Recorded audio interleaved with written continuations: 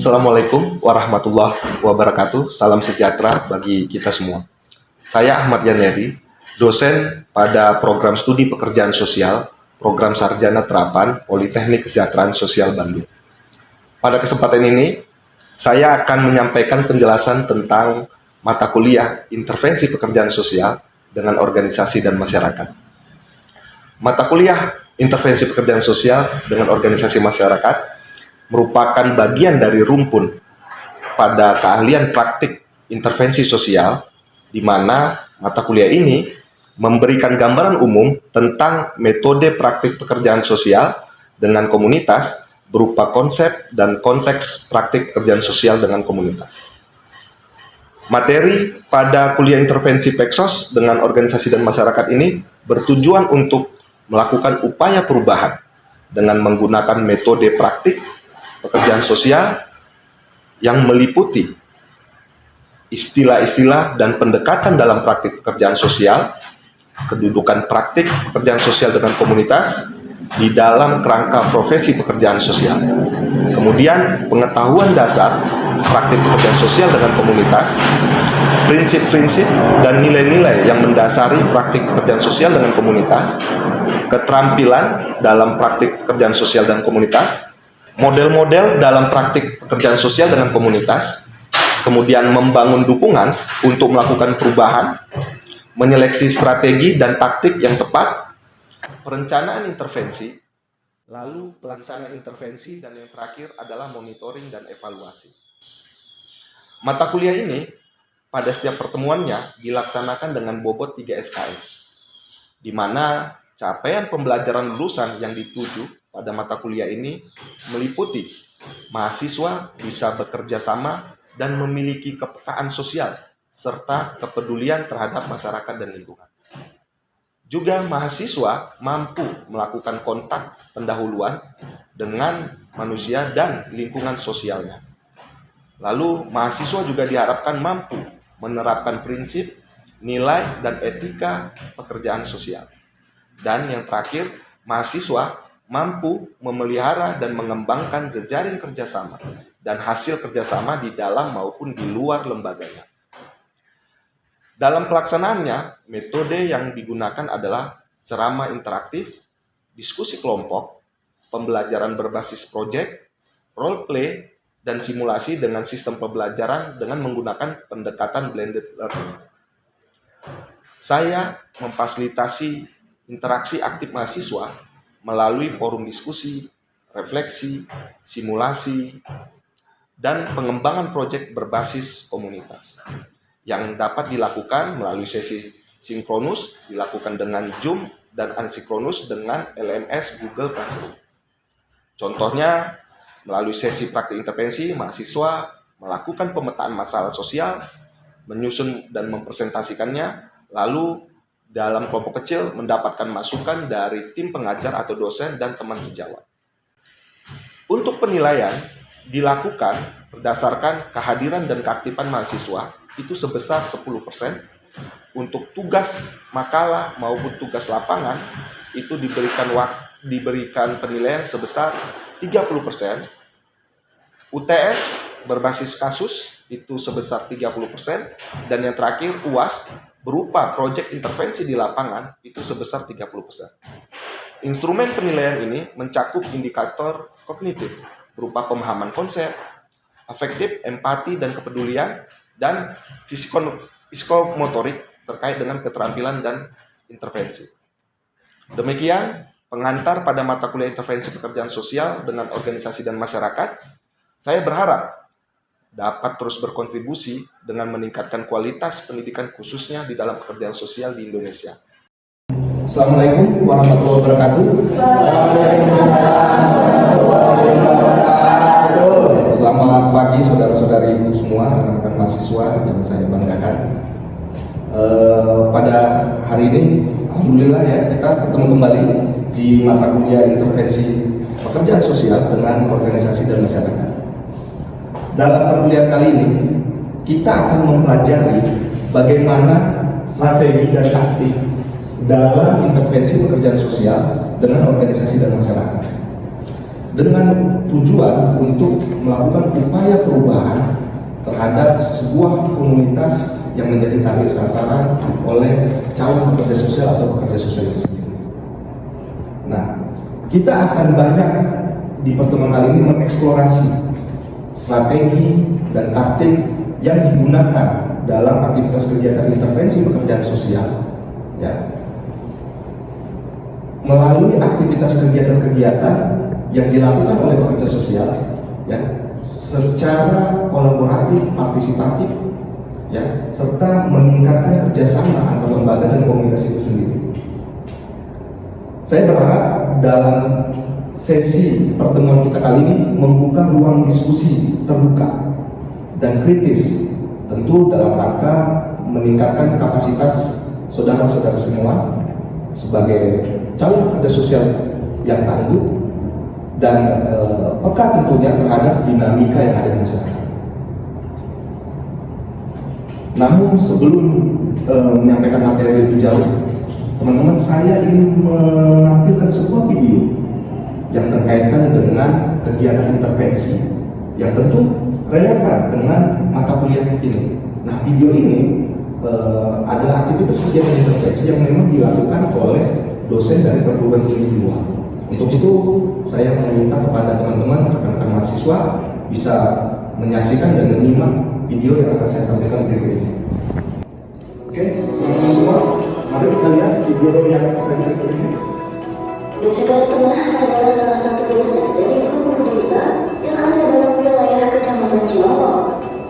Di desa ini terdapat sebuah kelompok usaha ekonomi produktif membuat aneka kerajinan dari lidi yang disebut rumah lidi. Rumah lidi adalah salah satu output penelitian yang dilakukan mulai 2018 tentang pemberdayaan masyarakat berbasis modal sosial dan nutrisi ekonomi lokal dalam rangka menuntaskan kemiskinan di Desa Galuh Tengah, Kecamatan Cilongok, Kabupaten Banyumas. Penelitian ini dilakukan oleh Dian Harini, Dewi Siti Badriah, dosen Fakultas Ekonomi dan Bisnis Universitas Jenderal Sudirman.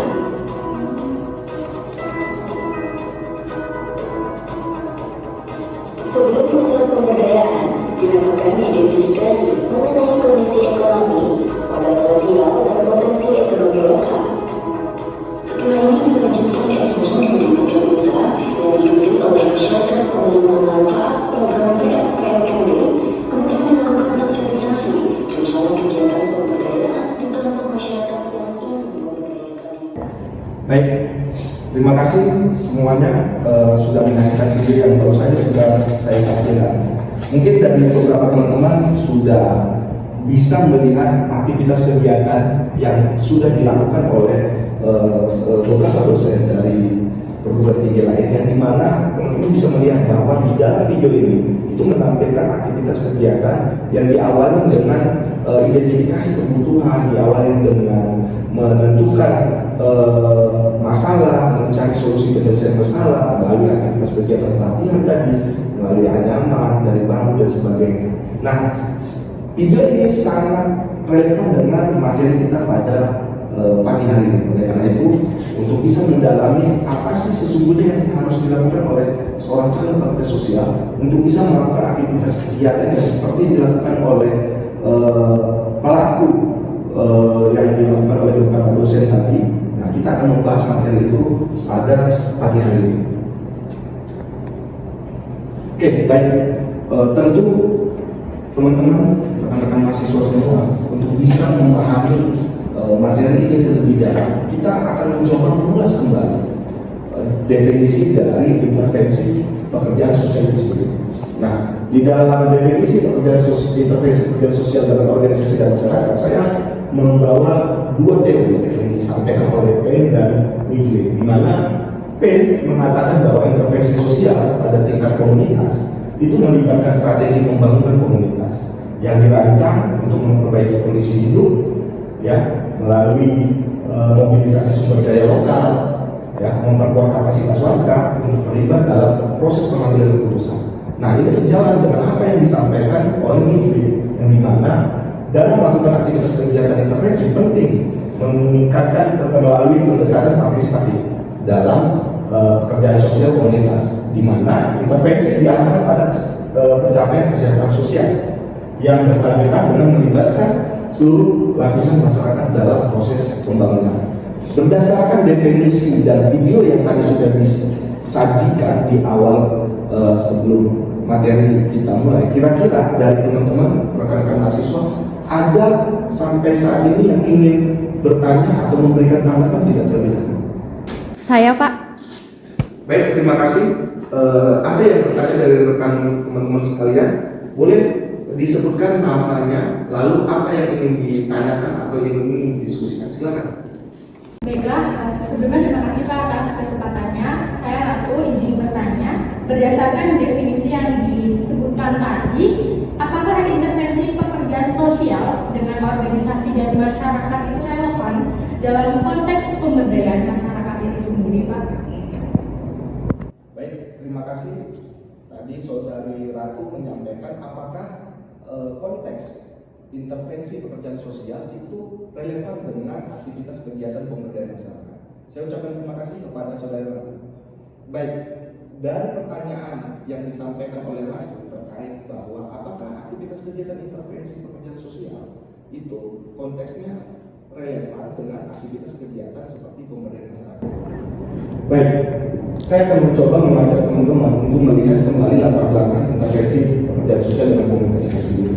Ya, kita melihat dari apa yang disampaikan oleh Jane Adam, ya, bahwa intervensi pekerjaan sosial atau komunitas itu adalah suatu aktivitas kegiatan atau proses intervensi yang dilakukan oleh pekerja sosial, ya, untuk membantu sebuah kelompok atau suatu komunitas dalam konteks untuk mengatasi masalah sosial. Nah, dari definisi atau latar belakang intervensi pekerja sosial dalam komunitas ini, maka kita bisa melihat bahwa aktivitas kegiatan intervensi dalam komunitas itu merupakan salah satu aksi tindakan yang sangat relevan dengan aktivitas kegiatan pemberdayaan, khususnya dalam hal pemberdayaan yang ada di masyarakat. Nah, tentu dalam hal ini teman-teman, sebenarnya aktivitas intervensi sosial komunitas tidak hanya berkaitan dengan aktivitas kegiatan yang berhubungan dengan pemberdayaan masyarakat tentunya. Bisa aktivitas kegiatan yang lain, misalkan aktivitas kegiatan yang bentuknya melakukan upaya pertolongan dan advokasi, kemudian melakukan sosialisasi, melakukan kegiatan penyuluhan yang berhubungan dengan konteks permasalahan sosial yang mungkin sesuai dengan kondisi yang ada di atau sesuai dengan kebutuhan yang ada di komunitas itu sendiri. Artinya, Saudari Ratu tadi menyampaikan apakah intervensi Peksos dengan komunitas relevan dengan aktivitas kegiatan pemberdayaan. Kalau kita melihat dari prosesnya, dari setiap tahapan yang dilakukan oleh pekerja sosial sampai dengan intervensi yang dilaksanakan, maka memang sangat erat hubungannya aktivitas kegiatan yang dilakukan oleh pekerja sosial dalam hal pelaksanaan intervensi dengan komunitas itu sangat erat kaitannya dengan aktivitas kegiatan pemberdayaan masyarakat tentunya. Oke, nah kita akan melihat slide selanjutnya. Nah, pada kesempatan ini saya akan mengajak rekan-rekan mahasiswa untuk mempelajari terkait dengan bagaimana sih strategi dan taktik dalam intervensi pekerjaan sosial itu. Nah, untuk bisa memahami strategi dan taktik dalam intervensi pekerjaan sosial itu, tentu saudara-saudara semua harus memahami apa sih strategi, apa sih taktik. Nah, saya menyederhanakan definisi dari strategi yang dimana teman-teman bisa melihat bahwa strategi itu merupakan rencana jangka panjang untuk mencapai suatu tujuan organisasi atau komunikasi itu sendiri. Nah, kalau kita membahas taktik, ya, taktik itu apa? Taktik itu adalah langkah spesifik, ya, untuk melaksanakan strategi itu. Jadi ada saling kolaborasi, ada korelasinya, ada hubungan saling ketergantungan. Ya. Nah, saya memberikan contoh sederhana untuk bisa memahami strategi sebagai rencana jangka panjang untuk mencapai tujuan organisasi atau komunitas itu. Maka strategi itu yang dimaksud sini adalah sebuah aktivitas kegiatan, misalkan meningkatkan partisipasi masyarakat dengan pemberdayaan masyarakat atau pemberdayaan ekonomi seperti yang disampaikan oleh Saudari Ratu tadi. Untuk bisa melakukan aktivitas kegiatan dengan meningkatkan partisipasi dalam pemberdayaan ekonomi tadi, maka dibutuhkan taktik. Taktiknya apa? Misalkan melaksanakan kegiatan pelatihan, melaksanakan kegiatan seperti edukasi dan sebagainya. Nah, pelatihan apa yang relevan dengan kegiatan pemberdayaan ekonomi? Misalkan pelatihan kewirausahaan. Oke. Nah, teman-teman perlu memahami di dalam strategi dan taktik dalam intervensi kerja sosial ada beberapa strategi yang teman-teman harus ketahui di dalam intervensi kerja sosial dengan komunitas. Maka ada 3 strategi yang biasa diimplementasikan oleh pekerja sosial. Yang pertama itu ada collaboration. Ya, jadi ada 3. Yang pertama collaboration, yang kedua PUP atau kampanye, dan yang ketiga itu adalah komunitas. Nah, kita akan mencoba untuk mengeksplorasi strategi yang pertama, yaitu kolaborasi. Apa kolaborasi itu? Kolaborasi dalam konteks pekerjaan sosial itu adalah aktivitas kegiatan yang melibatkan kerjasama. Jadi ada aktivitas kegiatan kerjasama antara berbagai pemangku kepentingan, baik itu seperti pemerintah, sektor swasta, sektor pendidikan, ya, sektor organisasi non pemerintah juga, ya, itu untuk mencapai tujuan sosial, ya, yang lebih besar tentunya yang diharapkan dapat membantu suatu komunitas untuk mencapai perubahan sosial itu sendiri. Ya. Nah, dalam melakukan aktivitas kolaborasi tentu ada melibatkan sumber-sumber daya yang dibutuhkan, keahlian, jaringan untuk bisa meningkatkan agar efektivitas intervensi itu bisa berjalan secara optimal. Nah, contoh kolaborasi yang dilakukan oleh pekerja sosial dalam memfasilitasi suatu komunitas itu apa? Contohnya, misalkan kolaborasi yang dilakukan oleh komunitas dengan LSM, dengan pemerintah, dengan sektor-sektor swasta yang berhubungan dengan upaya perubahan atau kebutuhan yang ada di komunitas itu, terkait dengan untuk meningkatkan akses terhadap layanan yang ada di masyarakat, ya, yang berhubungan dengan pendidikan misalkan, yang berhubungan dengan layanan kesehatan misalkan, yang berhubungan dengan UMKM misalkan, dan seterusnya. Nah, kolaborasi ini penting menjadi salah satu strategi yang dianggap salah satu strategi efektif juga, ya, untuk bisa menciptakan upaya perubahan sosial yang ada di masyarakat dalam konteks misalkan hubungannya dengan aktivitas kegiatan pemberdayaan, misalkan kegiatan peningkatan kapasitas, misalkan melalui aktivitas edukasi dan sebagainya. Nah, lalu ada strategi yang kedua yang biasa dilakukan juga oleh pekerja sosial dan biasa dikenal dengan strategi yang disebut sebagai campaign atau kampanye.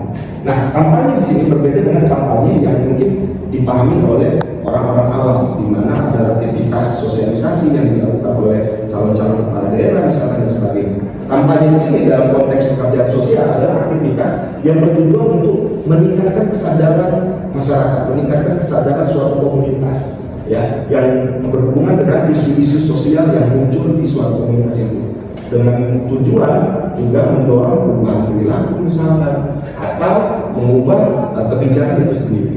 Nah, kampanye itu seringkali menggunakan media, ya. Mungkin teman-teman sering melihat ada aktivitas edukasi yang dilakukan melalui media sosial yang mengkampanyekan tentang pentingnya pendidikan, pentingnya menjaga pola makan, ya, pentingnya tidak mengkonsumsi rokok misalkan dan sebagainya. Nah, itu merupakan bagian dari aksi campaign sebenarnya dalam konteks untuk merubah perilaku yang ada di masyarakat, ya. Termasuk juga apabila ada upaya-upaya untuk melakukan penyebaran informasi yang sifatnya positif, ya.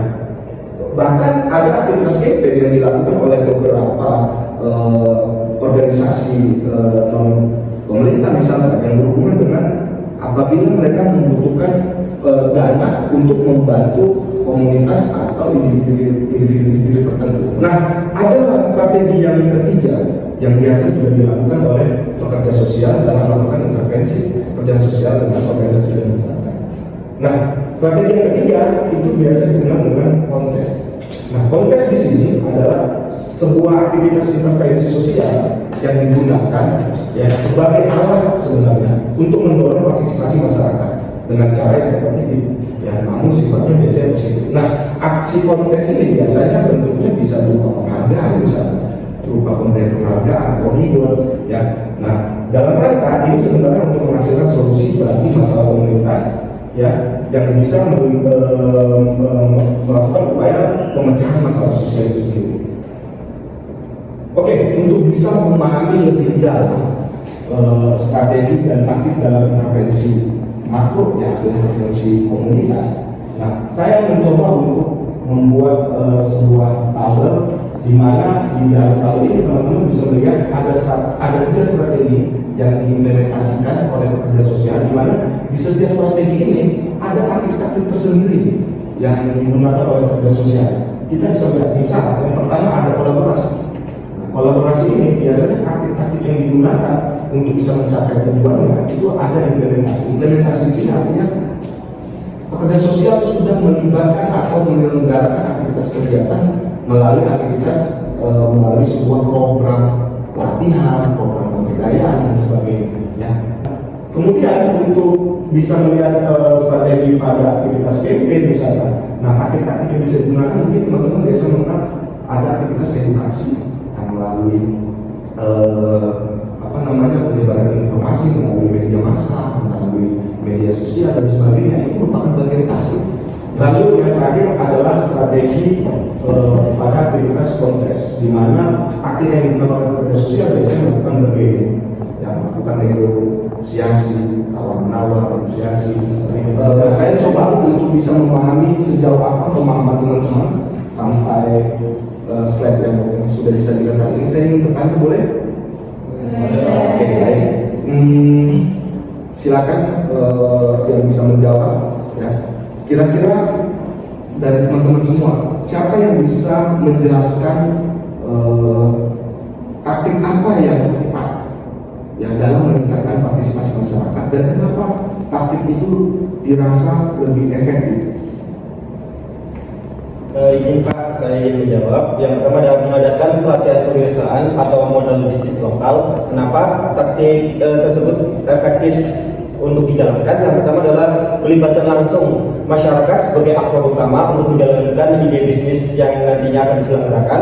Dan kedua adalah memberikan insentif atau penghargaan untuk mendorong partisipasi dalam masyarakat agar mereka mau dalam pelatihan tersebut. Yang ketiga adalah mengembangkan kapasitas individu atau kelompok.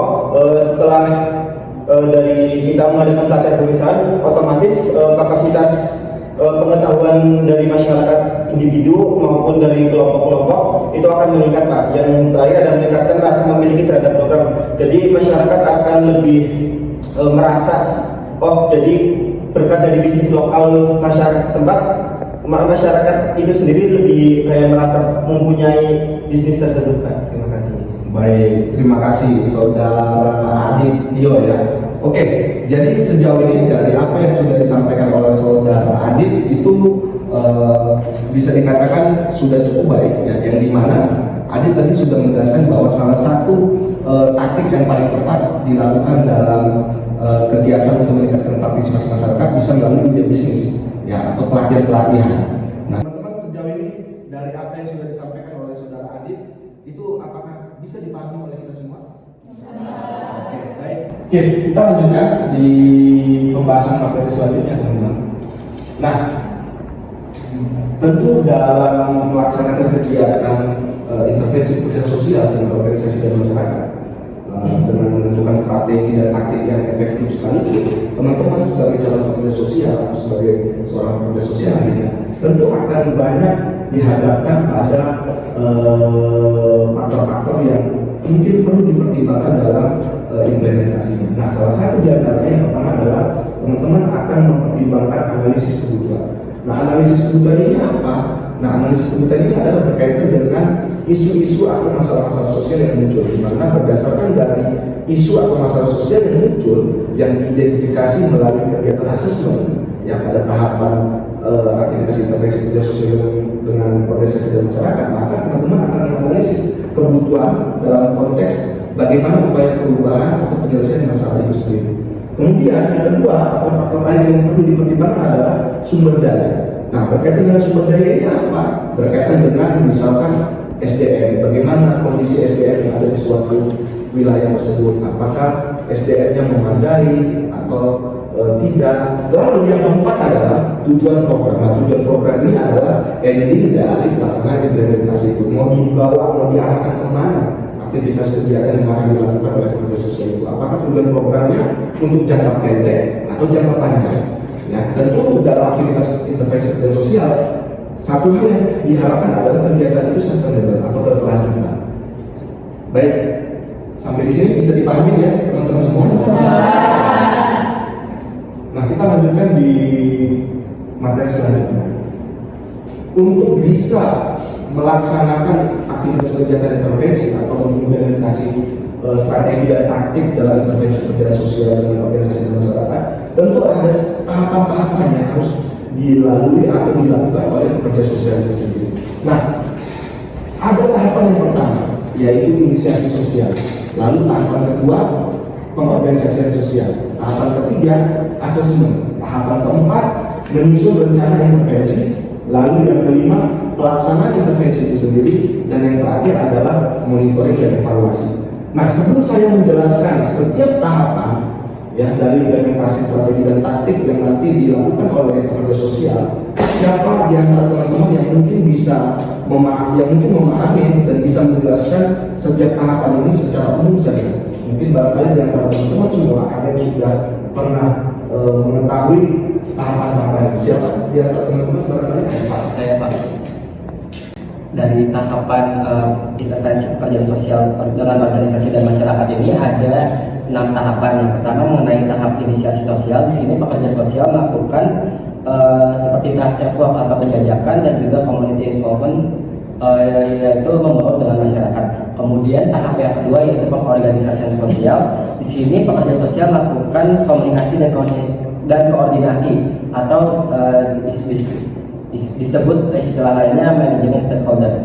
Tahapan yang ketiga yaitu di sini asesmen. Pekerja sosial melakukan asesmen dengan menggunakan teknik metode participative of assessment atau di sini mengidentifikasi masalah, kebutuhan dan juga sistem sumber. Yang keempat di sini menyusun rencana intervensi. Di sini pekerja sosial membentuk tim kerja masyarakat dengan merancang kegiatan serta tujuan dan program. Yang kelima, tahap pelaksanaan intervensi di sini melakukan dan juga melaksanakan semua kegiatan yang telah direncanakan sebelumnya. Yang terakhir yaitu monitoring dan evaluasi. Pekerja sosial melakukan pemantauan dan juga evaluasi terhadap proses dan juga hasil. Baik, terima kasih Saudara Afan ya. Tadi penjelasan yang disampaikan oleh rekan kita, Saudara Afan itu sudah cukup jelas saya pikir dan sudah sangat baik. Namun saya akan menjelaskan lebih rinci apa sih tahapan-tahapan dalam implementasi intervensi pekerjaan sosial dengan organisasi dan masyarakat. Nah, dari tahapan yang pertama adalah inisiasi sosial, di mana inisiasi sosial ini adalah sebuah aktivitas, ya, sebuah aktivitas yang dilakukan oleh pekerja sosial, ya, dalam rangka membangun trust building, membangun kepercayaan, membangun relasi, membangun kerjasama dengan tokoh-tokoh masyarakat, stakeholder dan sebagainya. Nah, lalu yang kedua adalah pengorganisasian sosial. Apa pengorganisasian sosial? Nah, mungkin Saudara Afan tadi sudah menjelaskan.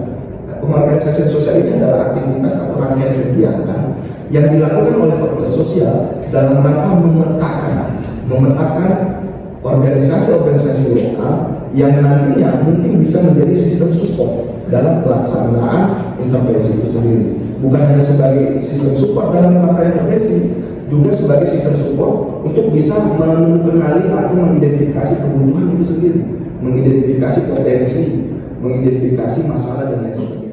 Kesimpulan dari materi kita pada pagi hari ini, kita sudah sampai di sesi akhir, teman-teman, ya, bahwa untuk pemilihan strategi dan taktik yang tepat itu sangat penting dalam rangka menentukan apakah kegiatan intervensi berhasil atau tidak. Jadi ketika teman-teman melaksanakan kegiatan intervensi dari 3 strategi yang tadi kita sudah bahas, pemilihan strategi yang tepat itu menentukan keberhasilan kegiatan intervensi itu sendiri. Oke, bisa dipahami sampai saat ini teman-teman? Bisa. Demikianlah proses pembelajaran pada mata kuliah intervensi pekerjaan sosial dengan organisasi dan masyarakat yang telah dilaksanakan. Semoga dapat memberikan gambaran pelaksanaan praktik pekerjaan sosial melalui intervensi pekerjaan sosial dengan komunitas. Saya berharap kegiatan pembelajaran pada hari ini dapat memberikan manfaat bagi calon pekerja sosial yang handal. Saya mengucapkan terima kasih kepada seluruh pihak yang terlibat dalam proses pembelajaran pada pagi hari ini. Wassalamualaikum warahmatullahi wabarakatuh.